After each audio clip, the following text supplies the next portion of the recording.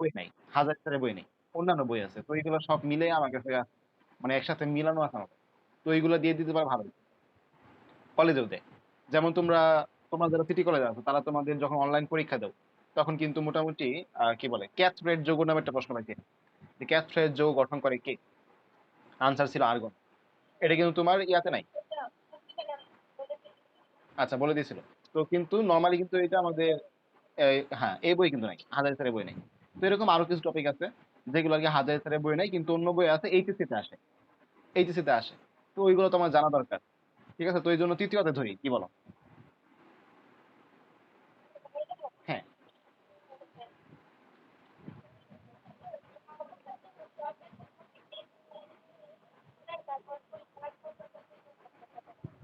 উম যাব্যতা আগে পড়াবো, মানে যাব্যতা আগে পড়লে সমস্যা কি, মানে একদম মাঝখান থেকে টপিকটা হয়ে যায়।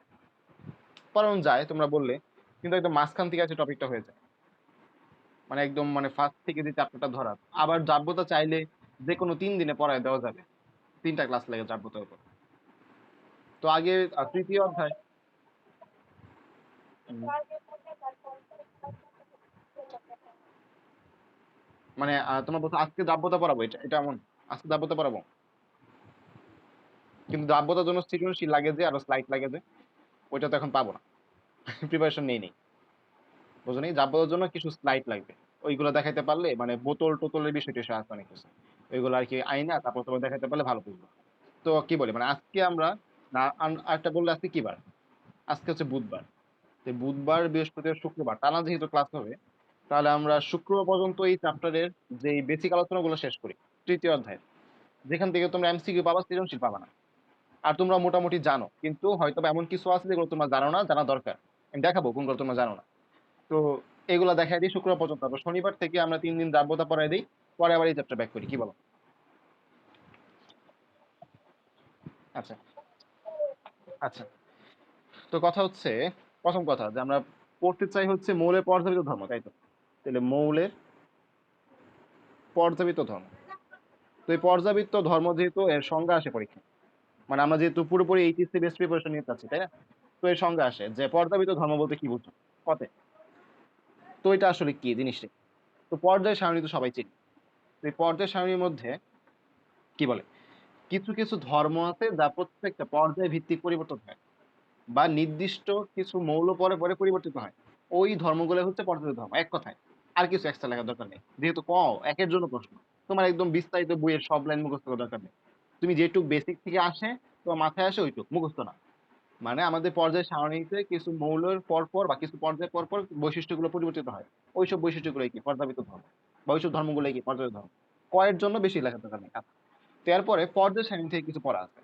যে পর্যায় সারণী আমরা যে পড়ছি, যে পর্যায় সারণী প্রথম আবিষ্কার করছে কে, তারপর প্রথম যে আবিষ্কার করছে উনি পর্যায় সারণীতে কয়টা মৌল ছিল, তারপরে কোন ধর্মের উপর ভিত্তি করে, আর বর্তমানে যেটা আবিষ্কার করছে এটা কি আবিষ্কার করছে, আর এইটার ধর্ম কি, বা এটার মধ্যে মৌল কয়টা। এই হচ্ছে কথা। তো দেখো আমরা পর্যায় সারণী নিয়ে কথা আলোচনা করবো। এখান থেকে প্রশ্ন আসে। আমাদের বইটা সাজায় দেওয়া নাই, উল্টাপাল্টা হয়ে লেখা, আমরা সাজায় পড়বো ইনশাল্লাহ। তো পর্যায় সারণী প্রথম যে আবিষ্কারক, আমরা এপাশে লিখবো হচ্ছে আবিষ্কারক, এখানে লিখবো হচ্ছে গ্রুপ, এখানে হচ্ছে পর্যায়, এখানে হচ্ছে মৌল। আচ্ছা, ধর্ম জিনিসটা বাদ পড়ছে না। আর আচ্ছা, ধর্ম পরে পরে লিখবো না, ধর্ম পরে নিচে লিখবো না। তো আবিষ্কারক কে, প্রথম যে পর্যায় সারণী আবিষ্কার করছে সে কে? মেন্ডেলিফ। মেন্ডেলিফ যখন আবিষ্কার করে তখন মৌল ছিল 63টা। এই 63টা মৌল নিয়েই কিন্তু উনি কি পর্যায় সারণী বানাইছে। ঠিক আছে। তো আমরা বর্তমানে যেটা দেখি সেখানে পর্যায় কয়টা? 7টা। গ্রুপ কয়টা? 18টা। ঠিক না? কিন্তু ওই সময় উনি যখন বানাইছে তখন পর্যায় দিছিল 12টা, আর গ্রুপ দিছিল 8টা। তো এই জিনিসটা ইম্পর্টেন্ট। প্রথম আবিষ্কৃত পর্যায় সারণীতে গ্রুপ কয়টা পর্যায় কয়টা এটা পেছ লাগে না। পর্যায় বেশি ছিল, বর্তমানে কিন্তু পর্যায় কম, গ্রুপ বেশি। তো এইভাবে মনে রাখবা, তখন পর্যায়টা বেশি দিছিল, গ্রুপটা কম দিছিল, শেষ। পর্যায় দিছিল 12টা, গ্রুপ দিছিল কয়টা? 8টা। আচ্ছা, ভালো কথা। তো বর্তমানে আধুনিক পদার্থ সারণীর জনক বলা হয় কাকে? সবাই জানো যে বোরকে বলা হয় কি আধুনিক পদার্থ সারণীর জনক। তো এই যে বোর কি করছে, পর্যায় সারণীর মধ্যে যে 7টা আর 18টা পর্যায়ে গ্রুপে ভাগ করছে, আর এখন মৌল কয়টা? 118টা। ঠিক আছে। তো এর থেকেও ইম্পর্টেন্ট কোশ্চেন একটা আসে, সেটা হচ্ছে ধর্ম থেকে। যে প্রথম আবিষ্কৃত পর্যায় সারণী যেটা, এর মানে ভিত্তি কি? এক কথায় প্রথম আবিষ্কৃত পর্যায় সারণীর ভিত্তি কি? তো আমরা এখন ভিত্তি বা আবিষ্কারের যে ধর্ম ওইটা পড়ব। ভিত্তি হচ্ছে প্রথম যেটা মানে মেন্ডেলিভ যেটা আবিষ্কার করছিল। তো তোমরা সবাই জানো যে আগে সবকিছু কি করা হইতো, ভরের ভিত্তিতে আলোচনা করা হইতো। পরে যখন পারমাণবিক সংখ্যা আবিষ্কৃত হয়েছে তখন আস্তে আস্তে কি সবাই পারমাণবিক সংখ্যা নিয়ে আলোচনা করা শুরু করছে। তো মেন্ডেলিভ যখন আবিষ্কার করে তখন কি, যে মেন্ডেলিভের মতে পড়বা হচ্ছে ম্যাথ, ম্যাথ থেকেই ভর। তাহলে তখন পারমাণবিক ভর অনুযায়ী উনি কি মৌলগুলারে সাজাইছে, কিন্তু বলবা মেন্ডেলিভের মতে হচ্ছে ম্যাথ, ম্যাথ মানে ভর। তোমরা তো পদার্থতে পড়োই ভরকে এম দ্বারা প্রকাশ করে, এম তে ম্যাথ এই জন্য কি এম দ্বারা প্রকাশ করে। মেন্ডেলিভের মতে কি বলবা, ম্যাথ হচ্ছে ভর। আর বোর যেটা, এটা সবাই জানো পারমাণবিক সংখ্যা অনুযায়ী, পারমাণবিক সংখ্যা এই তথ্যগুলো কিন্তু অনেক ইম্পর্টেন্ট। পারমাণবিক সংখ্যা এরপরে আমাদের এই বইয়ে নাই, কিন্তু কবির স্যারের বইয়ে খুব সুন্দর একটা জিনিস আছে। কি জিনিসগুলো, মানে আমাদের পর্যায় 7টা, তাই তো? প্রত্যেকটা পর্যায়ে কিছু স্পেশাল নাম আছে, স্পেশাল নাম। পর্যায়গুলো কিছু স্পেশাল নাম আছে। কেমন নাম? ধরো যেটা হচ্ছে পর্যায় 1, তোমরা দেখছো পর্যায়ে কি, আচ্ছা মৌলটা লিখি। পর্যায়কে মৌল কয়টা? পর্যায়কে মৌল 2টা না, হাইড্রোজেন আর হিলিয়াম। তোমরা সবাই একটু কাজ করো, বইটা সামনে খুলে পদের সারণীটা বের করো, তাহলে বুঝতে সুবিধা হবে। পদের সারণীটা বের করো, একদম বইয়ের শুরু দেখো পদের সারণী আছে। প্রত্যেকে প্রত্যেকে ক্লাসে যে কথা সবাই যাও, ঠিক আছে? পর্যায়ে একটা দেখো, সবাই বই খুলছো? বই খুলছো সবাই? আচ্ছা, তো দেখো পর্যায় 1 যেটা আমাদের, সেখানে মাত্র 2টা মৌল, ঠিক আছে?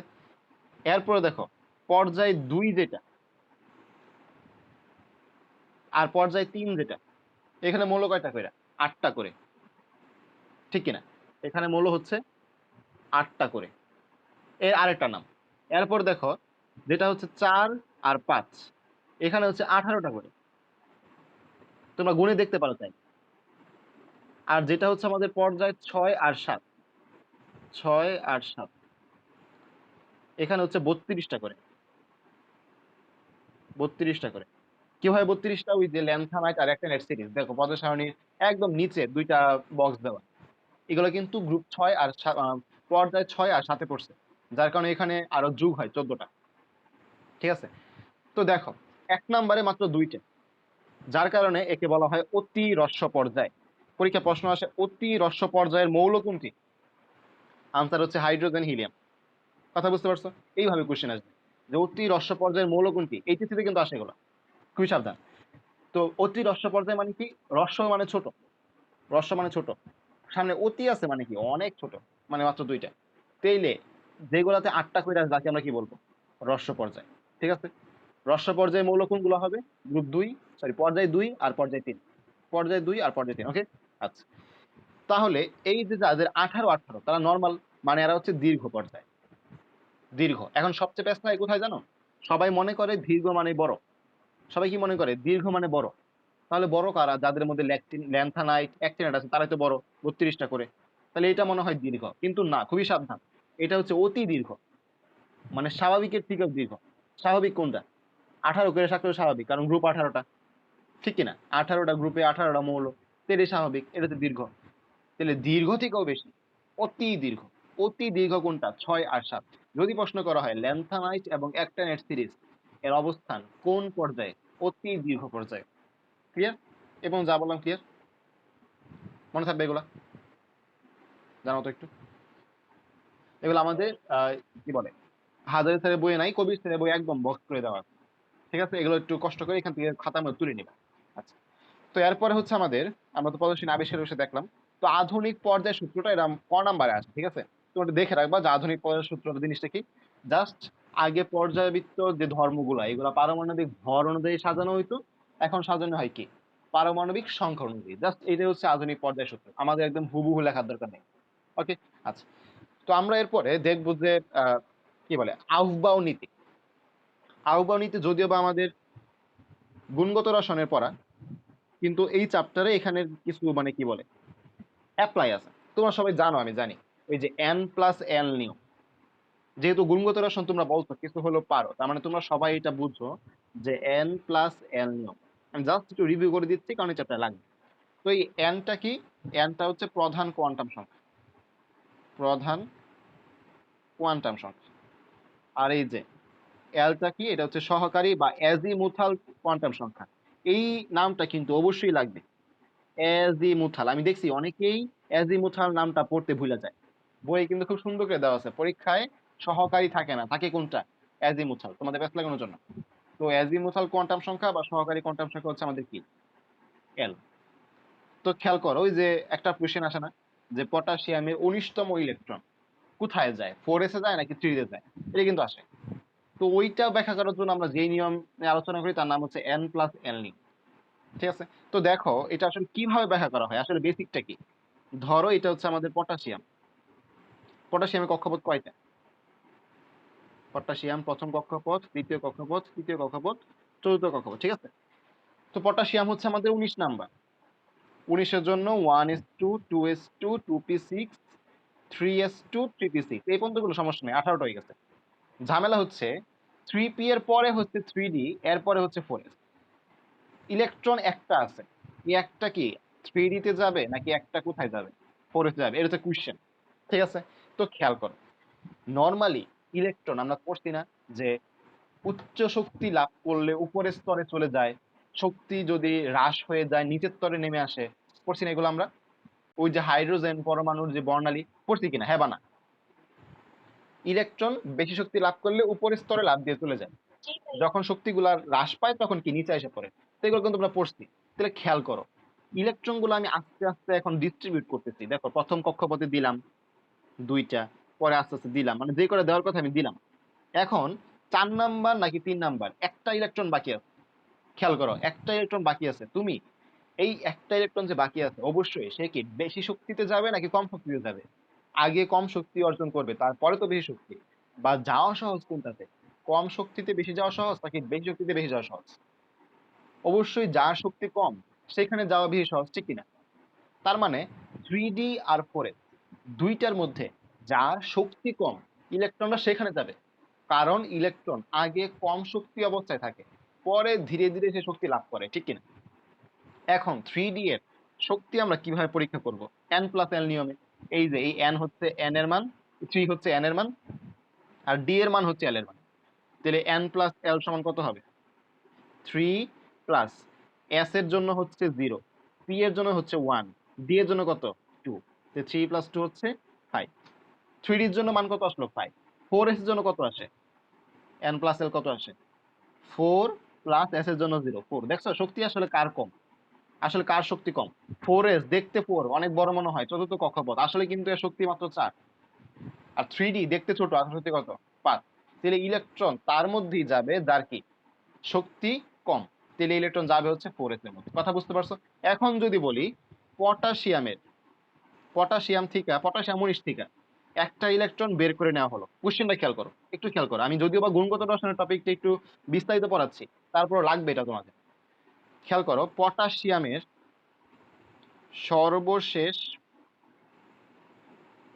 আচ্ছা পটাশিয়াম থেকে এভাবে না, এভাবে পটাশিয়াম থেকে একটি ইলেকট্রন বের করে নেওয়া হলো। ওই ইলেকট্রনের 4টি কোয়ান্টাম সংখ্যা লিখো। 4টি কোয়ান্টাম সংখ্যা লিখো। তো এখন তোমাদের প্রতি আমার কোশ্চেন, বের করে যে নিছে এটা আসলে কোন ইলেকট্রন বের করে নিছে? ইলেকট্রন কোনটা বের করছে, 4s এর ইলেকট্রন নাকি কার ইলেকট্রন? আমি তোমাদের আবার লিখে দিচ্ছি যে পটাশিয়ামের electron বিন্যাসটা: 1s2, 2s2, 2p6, 3s2, 3d, আচ্ছা 3p6, আর হচ্ছে 4s1। 2 2 4 10, আচ্ছা ঠিক আছে। কোন ইলেকট্রনটা বের করছে বলো তো? ইলেকট্রন কোনটা বের হয়েছে? আচ্ছা কোশ্চেন ইজি হয়ে গেছে, উদাহরণটা পটাশিয়াম দেওয়া ঠিক হয়নি, তারপরে তুমি একটু বলো, আমি বলতেছি কাহিনীটা। বলো তো কোন ইলেকট্রনটা বের হয়ে গেছে, এই 3p থেকে নাকি 4s থেকে? 4s থেকে। আচ্ছা এটা আসলে উদাহরণটা হয় নাই, বুঝছো? আরেকটা উদাহরণ দেওয়া দরকার ছিল, কপারের উদাহরণ দেওয়া দরকার ছিল। আচ্ছা থাক, সমস্যা নেই, মানে কপারেরটা একটু কঠিন হয়েছে, এটা দেখে বই যাচ্ছে 4s, কপারেরটা কঠিন হয়। আচ্ছা আমি তাও একটু বোঝানোর চেষ্টা করি, কি বোঝানোর চেষ্টা করতেছি। মানে বিষয়টা হচ্ছে সর্বশেষ যে কক্ষপথে ইলেকট্রন বের হওয়ার সময় কিন্তু ওইটাই বের হবে।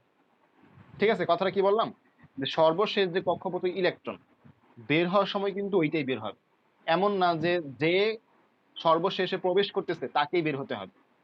পটাশিয়ামের 19 নাম্বার ইলেকট্রন যেখানে মানে যেটাই প্রবেশ করুক না কেন বের হবে কিন্তু কি সর্বশেষ কক্ষপথ থেকে।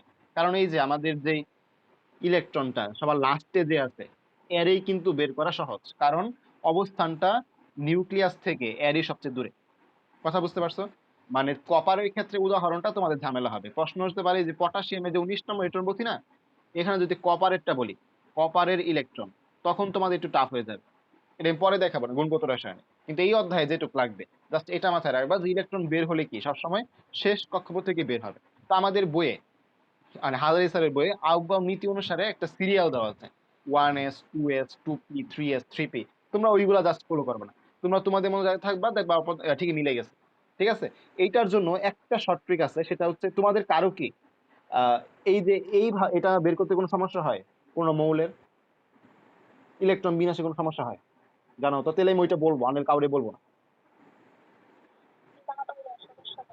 আচ্ছা, তাও যদি বাই চান্স কোনো মৌলের ক্ষেত্রে প্রবলেমে পড়ে যাও, তো তোমরা এইটা ইউজ করতে পারো, S S P S PS DPS DPS FDPS FDPS, মানে একটা একটা করে বাড়াবা, দুইটা এস, পরে একটা পি যোগ করলা পিএসপিএস, একটা ডি যোগ করলা ডিপিএস ডিপিএস, পরে এফ যোগ করলা এফডিপিএস এফডিপিএস। তোমরা যদি বইয়ে ফলো করো, সবার বই আছে না, 257 পৃষ্ঠায় দেখো আহ্বান নীতি একটা নিচে লেখা আছে, পাইছো সবাই? পাইছো? একটু জানাও। 257 পৃষ্ঠা মানে মৌলের পর্যাপ্ত ধর্ম যে চ্যাপ্টারটা এর পরের পৃষ্ঠাতেই নিচে আহ্বান নীতি অনুসারে একটা কথা লেখা আছে, পাইছো কিনা? পাইলে জানাও, এখান থেকে তোমাদের ফলো করতে হবে জিনিসটা। আমার আর কি এই অধ্যায়টা ডাউনলোড করা নেই, আমি দেখা দিতাম, তুমি পাইছো? আচ্ছা, তো ওইটার সাথে মিলাও, দেখো প্রথম থেকে গোনা শুরু করো, S S P S P S DPS DPS FDPS FDPS, পাইছো? পরে এখানে just 1s2 2s2 2p6 3s2 এভাবে বসাতে থাকবা। এটা মাথায় থাকলে আর জীবন এটা ভুল হবে না। ঠিক আছে, যদি কারো কোনো সময় প্যাচ লাগে, আর প্যাচ না লাগবে তো কথাই নেই। ঠিক আছে। আচ্ছা, তো এরপরে হচ্ছে আমাদের যেটা আলোচনা, ব্লক গুলা নিয়ে। তো ব্লক মানে কি? তো আমরা বলি না যে একটা বিল্ডিং এ কয়েকটা ব্লক বা একটা ইউনিটের এই কয়েকটা ব্লক।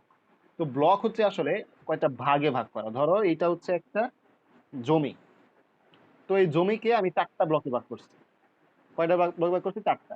এই যে 4টা ব্লকে ভাগ করছি। ঠিক আছে, তো এই জমিকে তুমি তুলনা করো হচ্ছে আমাদের পর্যায় সারণীর সাথে। ধরো এই জমিটাই হচ্ছে আমাদের কি পর্যায় সারণী। তো পর্যায় সারণীকে আমরা কি 4টা ব্লকে ভাগ করতেছি। একটা ব্লকের নাম হচ্ছে এস ব্লক, একটা হচ্ছে পি ব্লক, একটা ডি ব্লক, আর একটা হচ্ছে এফ ব্লক। ঠিক আছে, তো যত তুমি কি করবে জানো, খাতার মধ্যে খুব বড় করে এরকম একটা বক্স তৈরি করবে, আমি যেরকম 4টা বক্স তৈরি করছি। এরপরে প্রত্যেকটা ব্লকের যত ইম্পর্টেন্ট ইনফরমেশন আছে না, সবই যে এখানে লাগবে। তাইলে তুমি পরীক্ষার আগে বা তুমি যখন রিক্সায় আছো, কলেজ যাইতেছো মাত্র, বা ফাইনাল পরীক্ষা বা অ্যাডমিশন পরীক্ষা, তুমি জাস্ট এই বক্সটা যদি একবার চোখে নজর রাখতে পারো, তাহলে মোটামুটি বইয়ের 20 পৃষ্ঠা পড়া শেষ। কথা বুঝতে পারছো? এরকম বড় একটা বক্স তৈরি করবা। এরপরে আমি তো প্রত্যেকটা ব্লকের কিছু ইম্পর্টেন্ট জিনিস লিখে দিব, তোমরা পরে ওইগুলা কি এই বক্সের ভিতরে ঢুকাবা। কথা বুঝতে পারছো? বুঝতে পারছো? জানাও তো। আচ্ছা, প্রথম কথা হচ্ছে যে এগুলোতে মৌল কয়টা করে, এস ব্লক আমরা ভাগ করতেছি, মৌল কয়টা করে? মৌল খুবই ইজি, আমি তোমার বলি কিভাবে তুমি মৌল সংখ্যা মনে রাখতে পারবা। আর সৃজনশীল আনসার করার একটা নিনজা টেকনিক শেখাই দিই তোমাদের। নিনজা টেকনিক, কেমন নিনজা টেকনিক আমি তোমাদের বলি, পরীক্ষায় কেমন প্রশ্ন আসে। তোমাদের এই চ্যাপ্টার থেকে মূলত মূলত দুই ধরনের সৃজনশীল প্রত্যেক বছর আসে। এক টাইপের সৃজনশীল হচ্ছে পর্যায় সারণী থেকে, পর্যায় সারণী থেকে। আর আরেক টাইপের সৃজনশীল হচ্ছে অরবিটাল সংকরায়ন, অরবিটাল সংকরায়ন। তো সংকরায়ন টপিকটা খুবই মজার টপিক, পড়ার পরে কোনো কিছুই কষ্ট হয় না। ঝামেলা হচ্ছে এই পর্যায় সারণী থেকে কোশ্চেন আসলে কেমন প্রশ্ন আসে, এই যে এরকম একটা বক্স করে দেয়, তোমরা হয়তো অলরেডি কলেজে ফেস করছো এই টাইপের কোশ্চেন।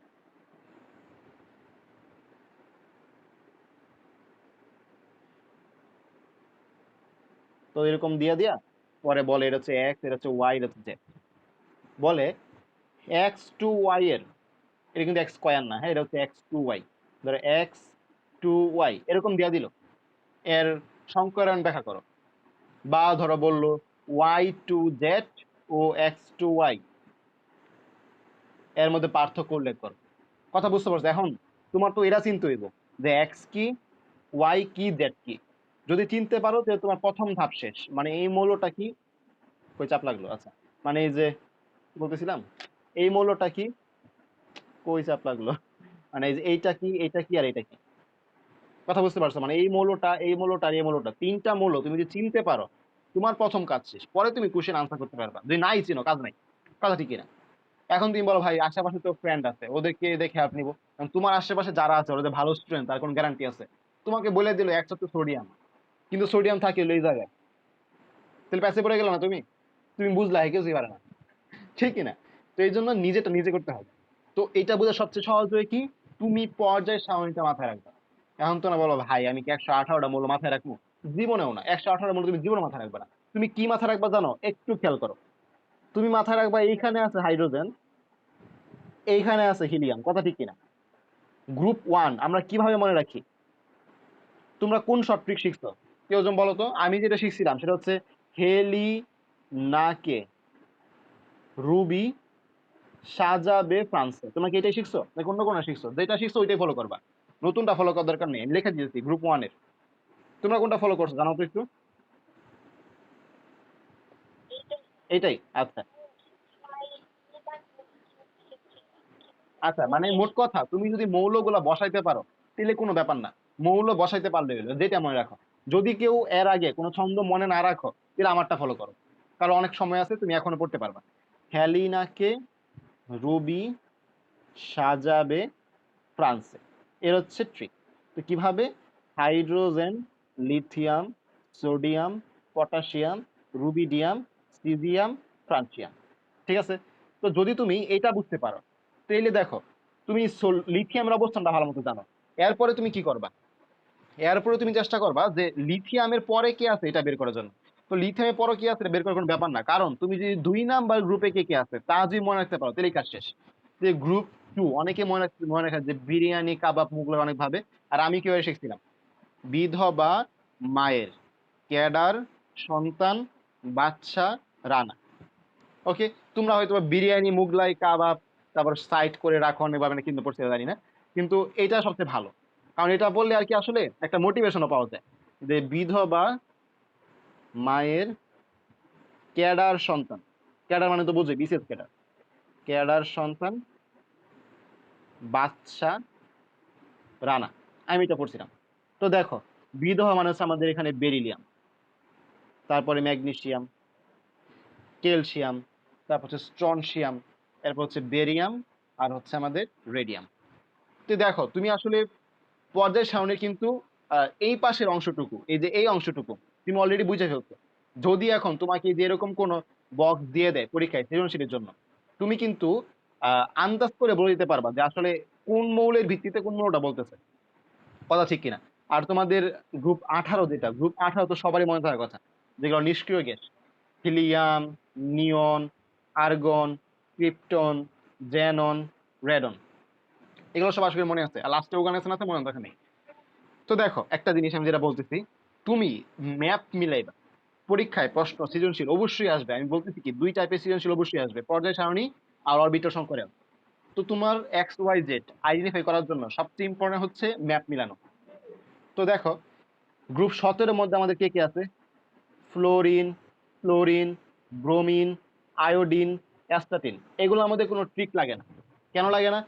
তুমি সামনে গ্রুপ 17, গ্রুপ 18 নিয়ে এত পড়াশোনা করবা, এই fluorine, chlorine, bromine, iodine, astatine এদের অনেক ক্রম আছে। যেমন এই যে তড়িৎ ঋণাত্মকতার ক্রম, এদের হচ্ছে তোমার কি বলে, আয়নীকরণ শক্তির ক্রম। তো ক্রম পড়তে যায় আমাদের এগুলো সিরিয়ালি মনে থাকে এমনি, fluorine, chlorine, bromine, iodine, astatine, fluorine, chlorine, bromine, iodine, astatine, কথা বুঝছো? তাহলে গ্রুপ 17, গ্রুপ 18 তোমাদের কি কষ্ট করে মুখস্থ করার দরকার নেই, এমনি মুখস্থ হয়ে যাবে, এটা শিওর। আর গ্রুপ 1, গ্রুপ 2 এটা মুখস্থ রাখতে হবে। আর গ্রুপ 16 কি? ও এস এস ই তে পড়ে। লিখে দিই এটা নাকি, এটা লিখে দিব নাকি তোমরা জানো? ও এস এস ই তে পড়ে গ্রুপ 16 যেটা, এগুলো লাগবে কিন্তু আমার। আচ্ছা, তারপরেও যারা ধরো ক্লাসে নাই, লাইভে নাই, অনেকে হয়তো বা নাও জানতে পারে, এটা লিখে দিই। গ্রুপ 16, গ্রুপ হচ্ছে 16, এগুলো লাগবে। হ্যাঁ, এগুলো না পড়লে তুমি তৃতীয় অধ্যায় কোনোভাবে ভালো করতে পারবে না।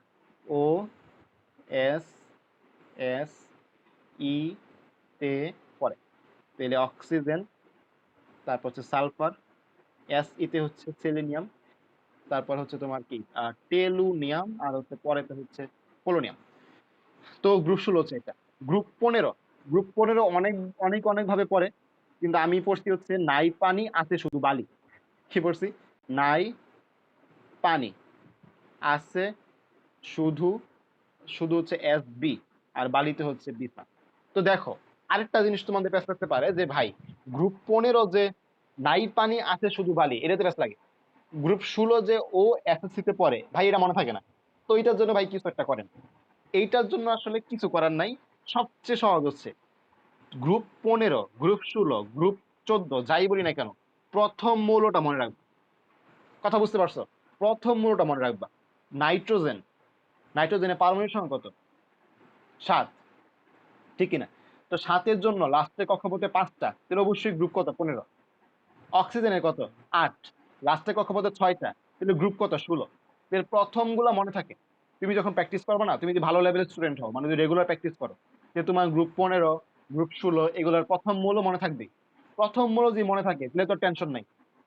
প্রথম মৌল নাইট্রোজেন, তাহলে নাইট্রোজেন নাই নাই নাই পানি আছে শুধু বালি।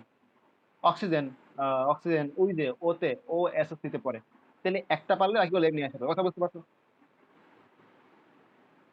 কথা বুঝতে পারছো? আচ্ছা, এর উপরে গ্রুপ 14। গ্রুপ 14 আসলে একটা মজার টেকনিক। গ্রুপ 14 হচ্ছে এই যে CSI GESNPB। তো এটা আমরা যখন দ্বিতীয় পত্রের ফিজিক্সে সেমিকন্ডাক্টর চ্যাপ্টারটা আছে না, তুমি হয়তো অনেকেই দেখছো অনেকে দেখো নাই, সেমিকন্ডাক্টর নামে একটা চ্যাপ্টার আছে। ওই চ্যাপ্টারে এই কার্বন, সিলিকন, জার্মেনিয়াম তিনটা নিয়ে অনেক আলোচনা। এই কার্বনের অনেক মান জানতে হয়, সিলিকনে অনেকগুলো মান জানতে হয়। তো এই জন্য এটা এমনি মনে থাকে। কিন্তু কিছু স্টুডেন্ট আছে তারা তো সেমিকন্ডাক্টর এখনো পড়ে নাই, তারা কি করবে? তাদের জন্য হচ্ছে গ্রুপ 14। আচ্ছা, গ্রুপ 15 তো লিখলাম না, তারা লিখে দিই গ্রুপ 15। গ্রুপ 15 কি ছিল আমাদের? নাই পানি আছে শুধু বালি। নাই পানি আছে শুধু বালি। তাহলে এন পি আছে হচ্ছে আমাদের আর্সেনিক, শুধু হচ্ছে এসবি, আর বাকি হচ্ছে বিআই। আচ্ছা, তো গ্রুপ 14 হচ্ছে কাল সিলেট গেলে সোনা পাবে। ঠিক আছে? তো আমি তো তখন আর সিলেট মেডিকেলে চান্স পাইনি, হ্যাঁ। তো চান্স পাওয়ার পরে মনে হয় হাই রে, সিলেট গেলে সোনা পাবে, তাহলে আমি তো আগে জানলে তো আগে সিলেট চলে যেতাম। ঠিক আছে? তো দেখো, কাল সিলেট গেলে সোনা পাবে, কালের কাতে হচ্ছে কার্বন, সিলেটের সিতে হচ্ছে সিলিকন, গেলে হচ্ছে জিই, গেলে, গেলে তুমি ফেসবুকে কেমন লেখো? GELE, এমনি গেলে লেখো না? গেলে, তাহলে এই যে গেলেতে হচ্ছে জিই। সোনা পাবে, হ্যাঁ, সোনা মানে হচ্ছে এই যে SN। এটা আবার সোনা মনে করো না, হ্যাঁ, এটা আবার গোল্ড মনে করো না, হ্যাঁ। এই সোনা মানে হচ্ছে এই যে SN, যেটা হচ্ছে টিন। ঠিক আছে? আর পাবে হচ্ছে পিবি। পিবি মানে কি? লেড। এই পিবি মানে লেড, জানো না? কই চাপ লাগলো, আল্লাহ গো, কই চাপ লাগে আমার। আচ্ছা, এই আমার যে কই চাপ লাগে নিজে বুঝি না, বুঝছো? আচ্ছা, এই পিবি হচ্ছে লেড। এই লেড কিন্তু অনেক বেশি আছে। তোমাদের পরিবেশ রসায়ন চ্যাপ্টারে ছিল এগুলা পড়াশোনা। আচ্ছা, তো আমাদের গ্রুপ 14 এই যে এগুলা পড়লেই হয়। গ্রুপ 1 2, 14 15 16 17 18, তুমি যদি মোটামুটি এগুলা জানো আর কি জানতে হবে না। ঠিক আছে? এরপরে মুদ্রা ধাতুর জন্য তোমার ওই যে গ্রুপ 11টা লাগে, কপার, সিলভার, গোল্ড। তো এগুলো তোমার ছোটবেলায় পড়ে আসছো, মুদ্রা ধাতু যেগুলো। এগুলো আমি এখন বিস্তারিত বলবো না, এটা পরে আছে। গ্রুপ 11 যখন পড়বো তখন পড়বো। কিন্তু আপাতত, আপাতত আমাদের স্টার্ট করার জন্য এই জিনিসগুলো লাগবে। আজকে যেহেতু প্রথম ক্লাস, আমি তোমাদের এগুলো হোমওয়ার্ক দিচ্ছি, যে 1 2, 14 15 16 17 18 অবস্থানগুলা, মানে কোনটার পরে কোনটা, এগুলো একটু তুমি বাসায় প্র্যাকটিস করবা, যাতে তুমি সৃজনশীল কাজ করতে পারো। ঠিক আছে? আমি যাদেরকেই পড়াই প্রথম দিন এগুলো পড়া দিয়ে দিই।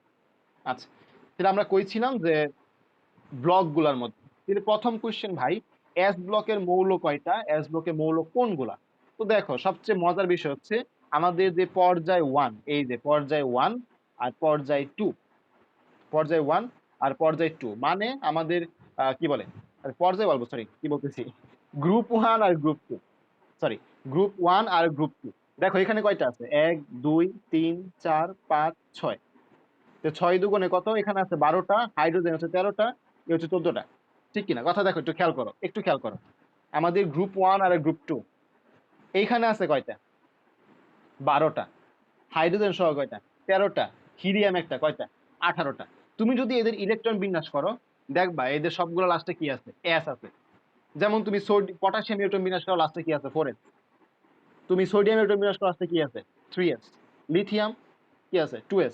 Hydrogen 1s। হিলিয়াম মানে 2s। তো মোট কথা এইগুলোর প্রত্যেকটা লাস্টে কি আছে, শেষ ইলেকট্রনটা কই যায়, এস অরবিটালে যায়, যার কারণে এদের নাম হচ্ছে এস ব্লক। ঠিক আছে। এই যে গ্রুপ 1, গ্রুপ 2 আর গ্রুপ 18 এর একটা মৌল, এরা মিলে কি, এরা মিলে কি, এস ব্লক। তাহলে এস ব্লকের মৌল কয়টা, 14টা। তুমি এটা তোমার বেসিক থেকে বুঝতে পারলা, তোমার মুখস্থ করতে হলো না। কথা ঠিক কিনা, কথা বুঝতে পারছো? হ্যাঁ বলো।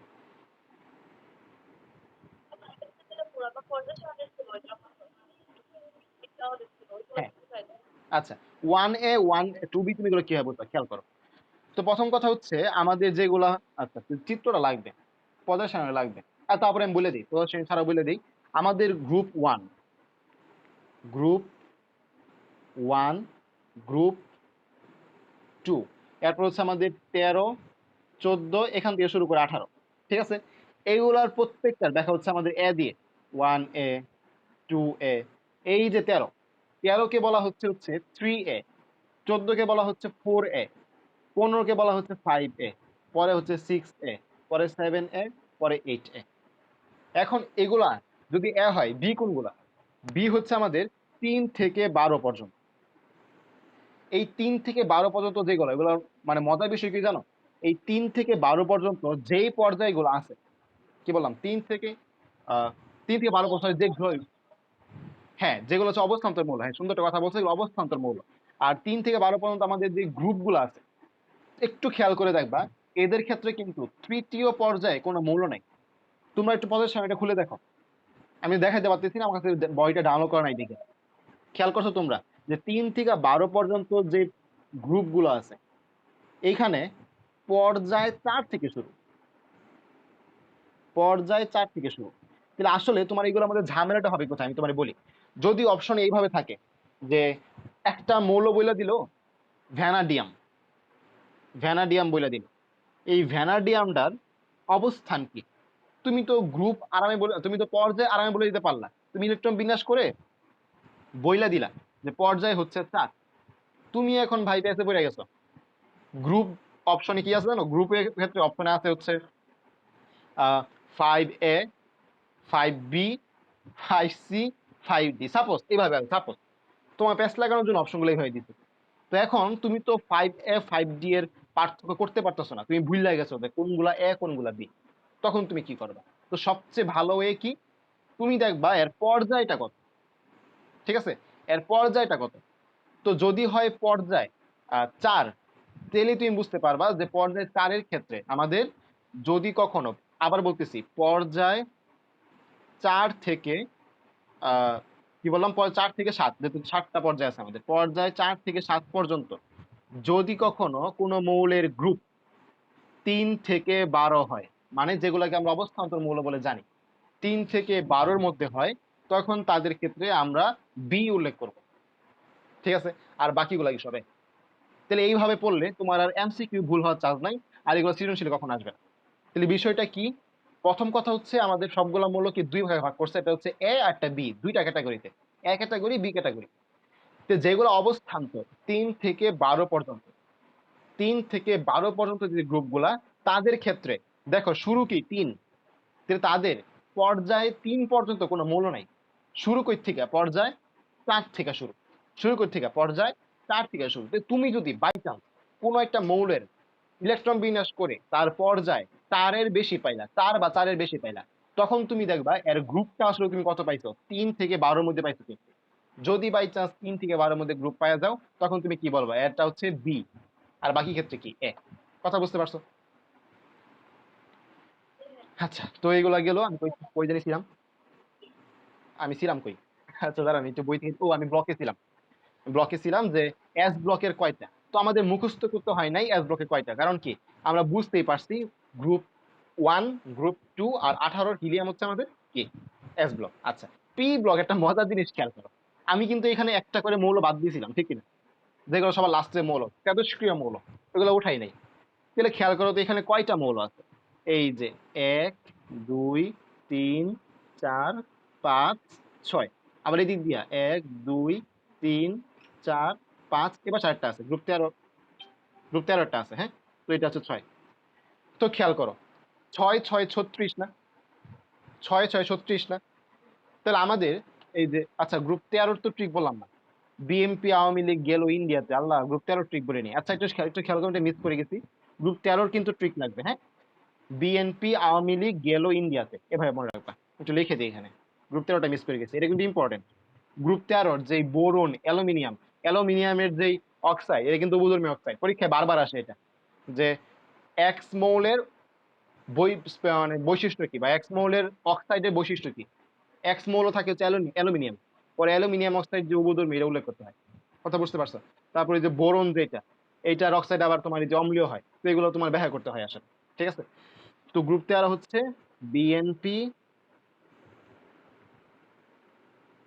বিএনপি, আওয়ামী লীগ গেল ইন্ডিয়াতে,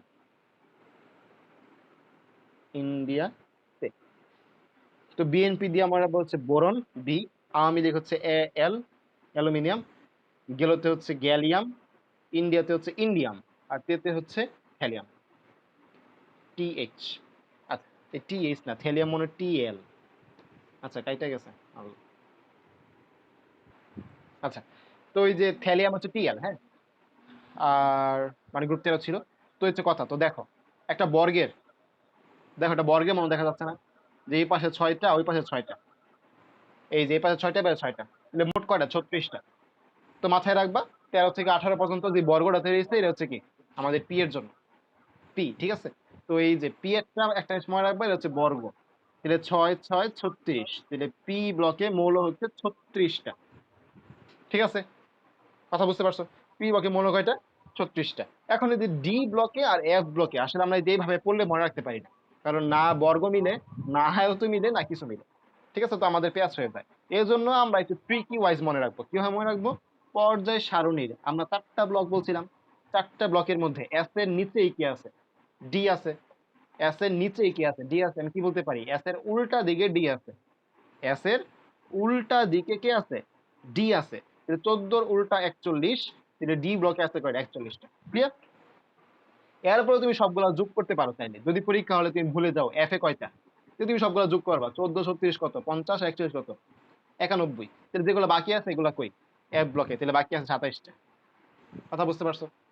কিভাবে মনে রাখলাম? আমি কিন্তু একটাও মুখস্থ করিনি, বিশ্বাস করো, আমি একটাও মুখস্থ করিনি।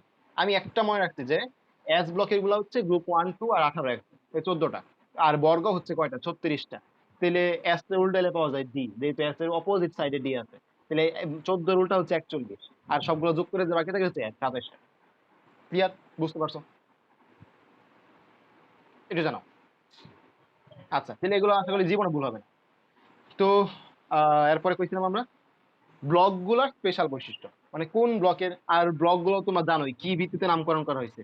সর্বশেষ ইলেকট্রন যেটা মধ্যে যাবে সেটা হচ্ছে কি আমাদের ওই ব্লক। এস এ গেলে এস, পি এ গেলে পি, এটা আর কিছু না।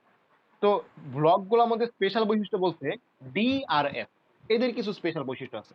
ডি ব্লক আর এফ ব্লক, এদের কিছু স্পেশাল বৈশিষ্ট্য আছে। কারণ একটু আগে আমরা একটা কথা বলছিলাম অবস্থান্তর মৌল, তো আমরা স্পেশাল বৈশিষ্ট্য দেখছি ব্লক গুলা।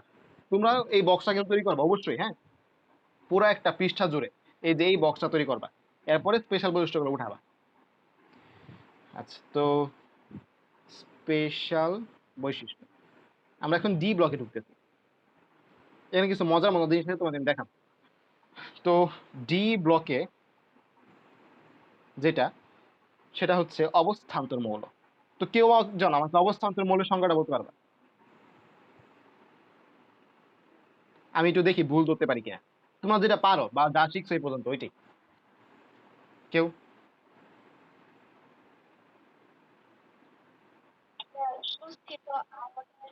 আচ্ছা আচ্ছা, এইটাই মানে এইটাই চাইছিলাম। ঠিক আছে, মানে সুস্থিত আয়নটা ইম্পর্টেন্ট। অবস্থান্তর মৌল তুমি যদি সংজ্ঞা দিতে চাও, বা অবস্থান্তর মৌল তুমি যদি আহ, বের করতে চাও যে কোনটা অবস্থান্তর মৌল, অবশ্যই তোমার সুস্থিত আয়ন নিয়ে জানতে হবে, যে সুস্থিত আয়ন, এটা ইম্পর্টেন্ট। তাহলে বিষয়টা আসলে কি, যারা ডি ব্লক তাদের মাঝখানে অবস্থান্তর মৌল আছে, কিন্তু একটাই পার্থক্য। দেখো আমি কথাগুলো লিখতেছি, যেসব ডি ব্লক মৌলের যেসব ডি ব্লক মৌলের সুস্থিত আয়নের সুস্থিত আয়নের গেল 2 নম্বর কথা, গেল 3 নম্বর কথা ইলেকট্রন বিন্যাসে, 4 নম্বর কথা গেল ইলেকট্রন বিন্যাস করতে হবে। কি বলে? আংশিক পূর্ণ বা পূর্ণ ডি অরবিটাল পাওয়া যায়, না উল্টা লিখলাম তো, সরি, মানে আংশিক পূর্ণ অরবিটাল পাওয়া যায়, সরি, আংশিক পূর্ণ অরবিটাল পাওয়া যায়। কোন অরবিটাল? যেহেতু D block, D orbital, D orbital পাওয়া যায়, তার নাম হচ্ছে আমাদের অবস্থান্তর মৌল। তাহলে আমি একটা করে ব্যাখ্যা করতেছি, খেয়াল করো। আমি দুইটা মৌল নেব, একটা হচ্ছে স্ক্যানাডিয়াম আর একটা হচ্ছে কপার। ঠিক আছে? স্ক্যানাডিয়াম 21, কপার 29। আমি দুইটার ইলেকট্রন বিন্যাস করব, আমি কিন্তু কোনো আয়ন নেই, জাস্ট মৌলের ইলেকট্রন বিন্যাস করতেছি। ঠিক আছে? স্ক্যানাডিয়াম 21 এর কি হবে? 1s2, 2s2, 2p6, 3s2, 3p6, এরপরে কি হবে? 4s2, 3d1।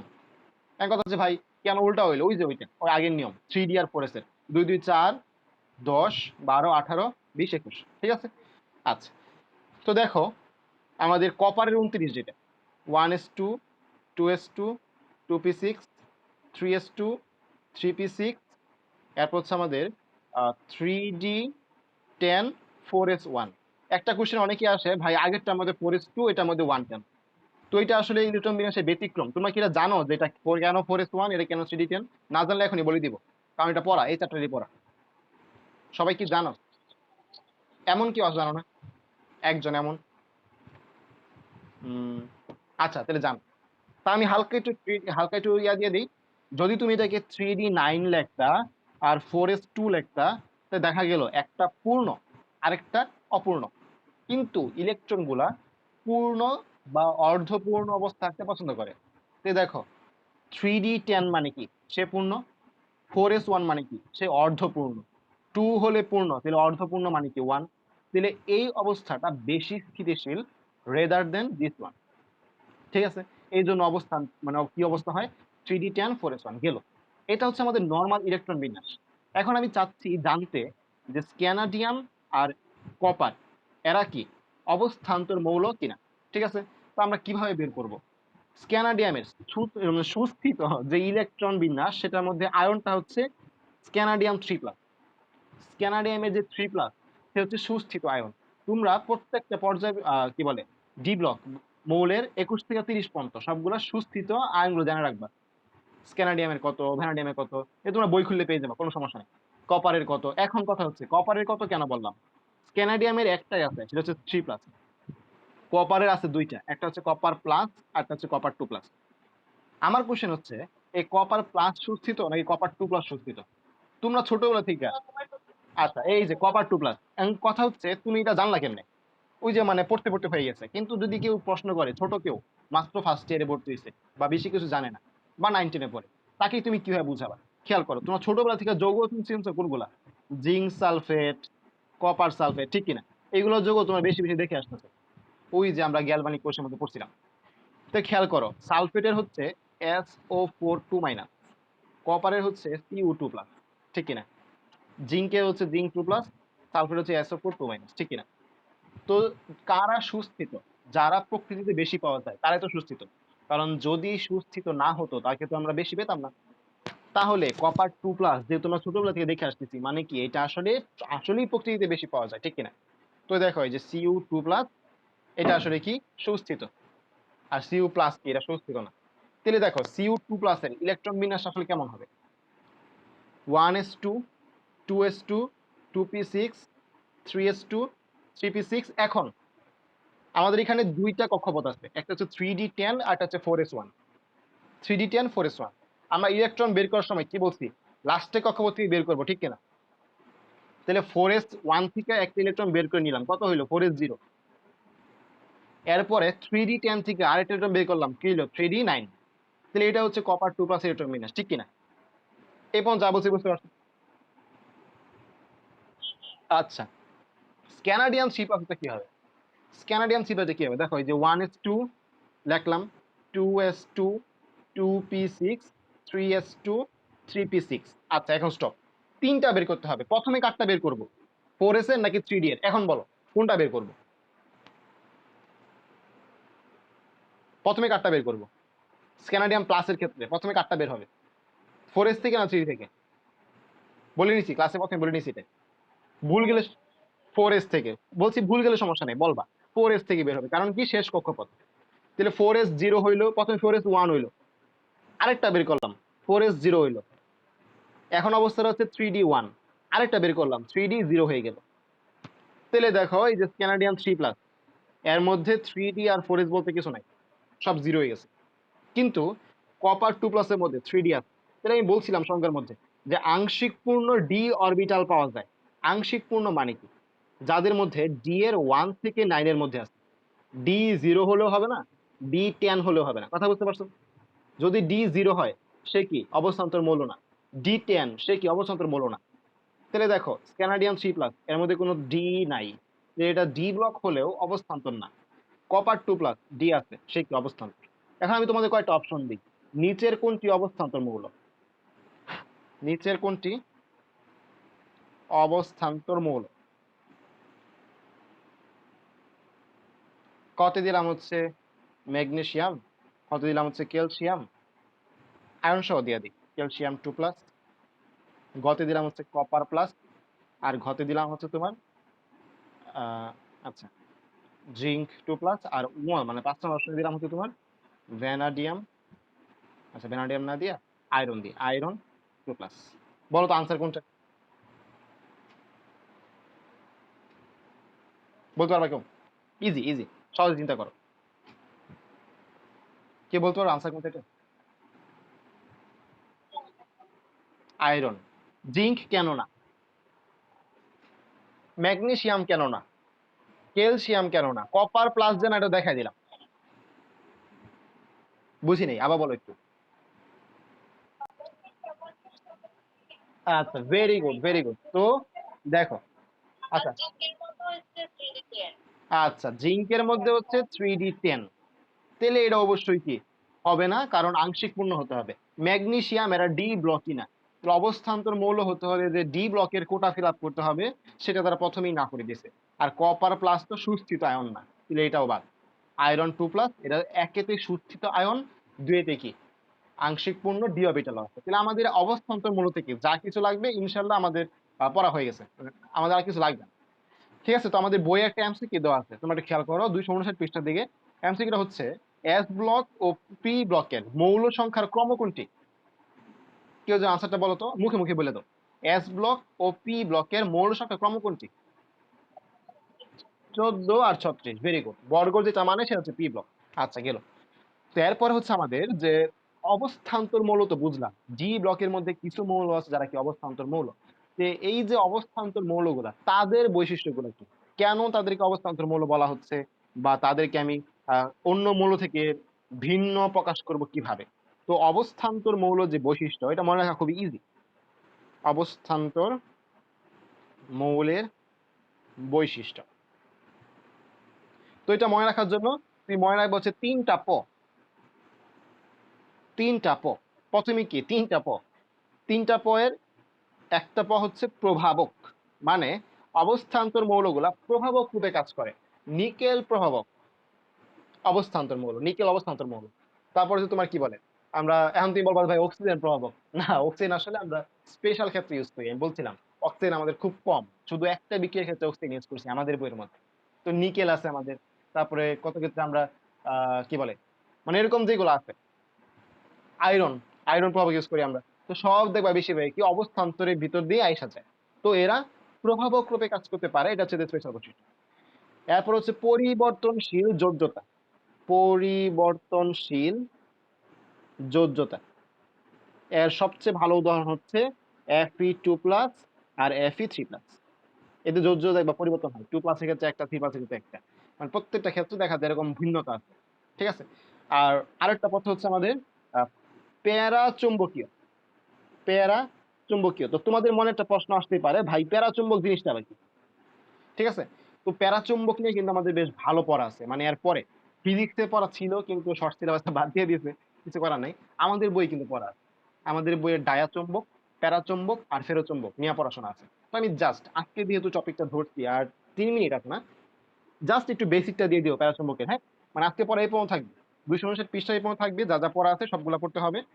আর কি বলে, প্যারাচুম্বক, ডায়াচুম্বক আর ফেরোচুম্বক জাস্ট বেসিকটা বলে দিব। আর ট্রিক আজকে পারলে দিয়ে দিব, সবাই থাকলে দিয়ে দিব। বায়োলজি 10 মিনিট পরে শুরু করবো, হ্যাঁ? আচ্ছা, তো 3টা অবস্থান্তর মৌলের বৈশিষ্ট্য: প্রভাবক, পরিবর্তনশীল যোজ্যতা, প্যারাচুম্বকত্ব। ঠিক আছে? আর হচ্ছে একটা রঙিন যৌগ আর একটা হচ্ছে জটিল যৌগ। রঙিন যৌগ মানে হচ্ছে রং হবে, আর জটিল যৌগ মানে হচ্ছে গঠনটা জটিল। এটা তোমরা আস্তে আস্তে শিখে যাবে, কোনো সমস্যা নেই। কথা হচ্ছে চুম্বকত্ব বিষয়টা। আমাদের সেকেন্ড পেপারের 4র্থ অধ্যায় আছে, যেখানে এই প্যারাচুম্বক, ফেরোচুম্বক, ডায়াচুম্বক নিয়ে বিস্তারিত সবকিছু লেখা। তো আমাদের তো আর কেমিস্ট্রিতে বিস্তারিত লাগে না, শুধু এক্সাম্পল গুলা হইলিয়ে না, যে কোনটি প্যারাচুম্বক, কোনটি ডায়াচুম্বক, কোনটি ফেরোচুম্বক। আমি তোমাদের বই থেকে বের করে বলি এগুলো কোথায় আছে। আরেকটা জিনিস 260 পৃষ্ঠার পরে যাও তো, 260 পৃষ্ঠা পরে যাও। গেছো? জানো তো গেছো কিনা? 260 পৃষ্ঠার পরে দেখো একটা ছক আছে, মানে পদের সামনে আছে, এই পদের সামনেটা গেছো কিনা ওটা জানো?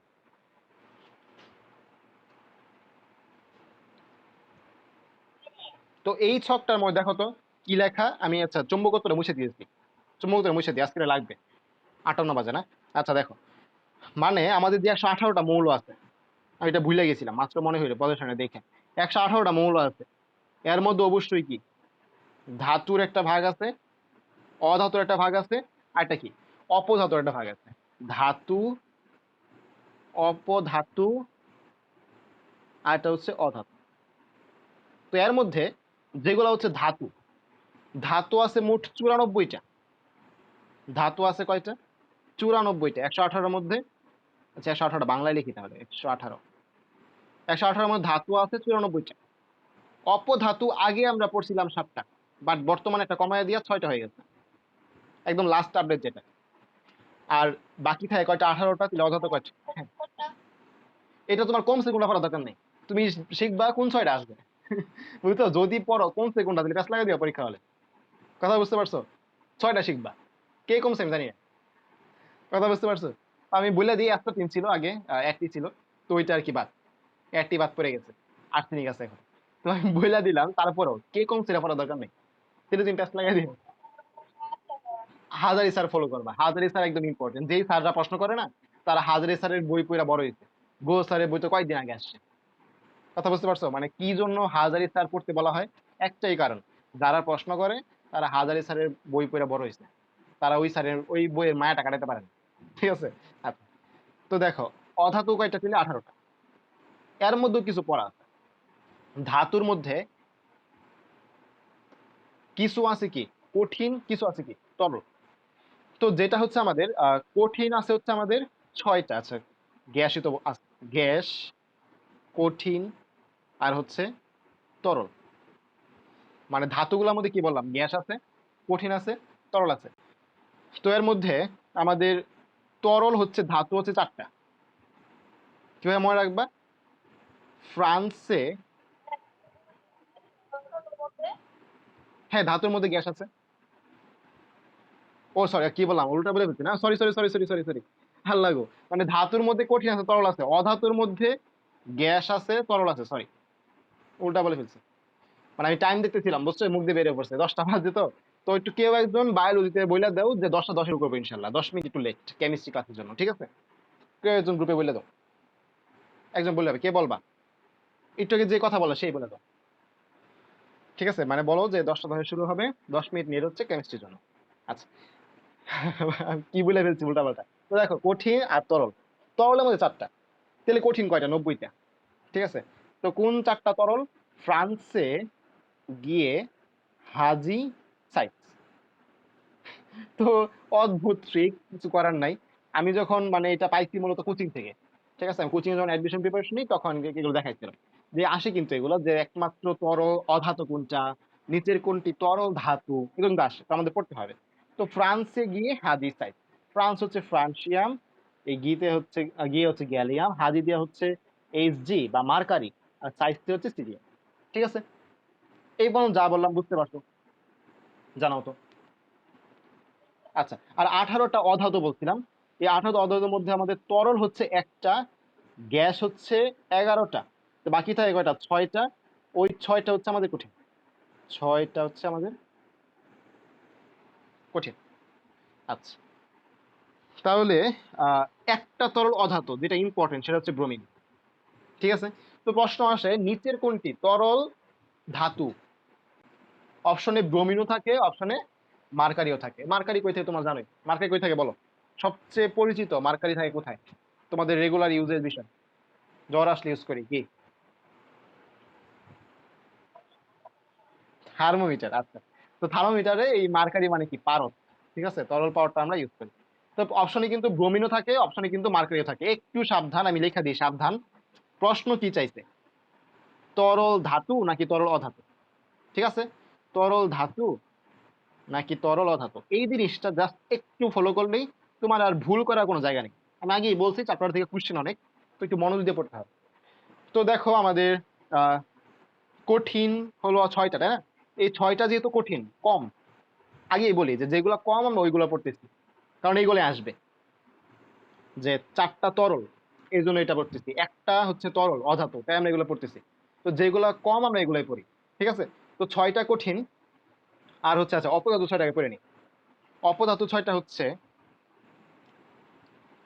বিপদ আসিতেছে, সরি আপদ আসিতেছে, আপদ আসিতেছে, সবাই বিজি। মানে সবাই বুঝতে পারছে যে বিপদ আপদ আসতেছে, তাই সবাই ব্যস্ত আছে। ঠিক আছে, আপদ আসিতেছে, সবাই বিজি। এটা হচ্ছে আমাদের অপধাতুর ট্রিক। কথা হচ্ছে অপধাতুর ট্রিক তুমি কেমনে বুঝবা? এই যে আপদ মানে হচ্ছে অপধাতু, আপদ আর পথে হচ্ছে অপধাতু। কত বাজে? 3 বাজে। আচ্ছা, আসিতেছে, এই আশিতে আ এ এস, আর্সেনিক। তেসে না, তেসে, এই তে দেয়া হচ্ছে আমাদের টি। এরপর হচ্ছে আর কি? সবাই, সবাই তো হচ্ছে এসবি। বিজি, দেখো বিজি, বি জিই কয়টা হলো? 1 2 3 4 5 6টা বাদ পড়ছি। আচ্ছা, বিজি একটা হচ্ছে বি, হ্যাঁ সিলিকন বাদ পড়ছে। হ্যাঁ, এই যে সেতে হচ্ছে সিলিকন। ঠিক আছে, এই 6টা। আসিতেছে সবাই বিজি, আপত্তি হচ্ছে অপদার্থ। ঠিক আছে, আর হচ্ছে আমাদের এই যে আহ এই কঠিন 6টা আপাতত জানার দরকার নাই, মোটামুটি এগুলো জানলে না, বেশি হয়ে যায়, একদিনে বেশি সন্দেহ হয়ে যায়। মোটামুটি আজকে এগুলাই জানো। আর চৌম্বক সম্পর্কে কিছু ধারণা দিয়ে দিই, তাহলে মোটামুটি আনা আর তেমন কিছু লাগবে না। 118টার মধ্যে ধাতু, অপধাতু, অধাতু, কিছু বাদ পড়ছে কি আমি দেখতেছি। ফ্রান্সিক হাদিস না, ঠিক আছে, মোটামুটি এগুলো জানলে না, আর তেমন লাগবে না। আর কয়েকটা জিনিস আছে যে পর্যায় সারণীর মৌলগুলার ইলেকট্রন বিন্যাসে ভিন্নতা, মানে পর্যায় সারণীর যে মৌলগুলো আছে তাদের ইলেকট্রন বিন্যাসে কিছু ভিন্নতা আছে। তো ওইটার জন্য আমাদের দেখবা নিচে লেখা আছে যে 21টি মৌলের ইলেকট্রন বিন্যাসে সাধারণ নিয়মে ব্যতিক্রম ঘটছে। একটু দেখতে পারছো? জানাও তো, দেখছো কিনা? নিচে একদম নিচের দিকে সমস্যা নামে একটা কথা আছে, এখানে লেখা আছে যে 21টি মৌলের ইলেকট্রন বিন্যাসে সাধারণ নিয়মে ব্যতিক্রম ঘটেছে। পাইছো? পাইছো কিনা? এর মধ্যে দেখো নিচে আবার লেখাও আছে কোনগুলা কোনগুলা, দাগাও, আমি যেগুলো বলবো মানে নিচে দেখে দেখে দাগাও। 24 নম্বরে দাগ দাও ক্রোমিয়াম, 29 নম্বরে দাগ দাও কপার, মানে এগুলো এখনই দাগায় ফেলো, ক্লাসের মধ্যে দাগায় ফেলো। 41 নাম্বার দেখো আমাদের মানে এনবি। তো এগুলো হচ্ছে আমাদের 21 সংখ্যাটা মনে রাখতে হবে প্রথম কথা। দ্বিতীয় কথা হচ্ছে কোনগুলা মনে রাখতে হবে। তো এই জন্য একটা ট্রিক আছে, ট্রিকটা হচ্ছে মানে পর্যায় সারণীর ইলেকট্রন বিন্যাসে ব্যতিক্রম, ইলেকট্রন বিন্যাসে ব্যতিক্রম। তো ছন্দ বেশি হয়ে যায়, এই জন্য আমি দিতে চাইছিলাম না, তাও যেহেতু সময় আছে মানে কালকের মধ্যে তুমি পড়তে পারবা, এই জন্য দিয়ে দিই। ট্রিকটা হচ্ছে চির, বুঝি নাই। ও কোথায় আছে? হ্যাঁ, 261 পৃষ্ঠায় নিচে লেখা, সমস্যার মধ্যে লেখা যে 21টি মৌলের ইলেকট্রন সাধারণ নিয়মে ব্যতিক্রম ঘটেছে। যদি তাও না পাও গ্রুপে মেসেজ দিয়ে দিও যে ভাই তাও পাই নাই, তখন আমি ছবি তুলে দিয়ে দিব না, অথবা কেউ একজন ছবি তুলে এখন দিয়ে দিতে পারো। চিরকুমারী, পাইছো? আচ্ছা ঠিক আছে।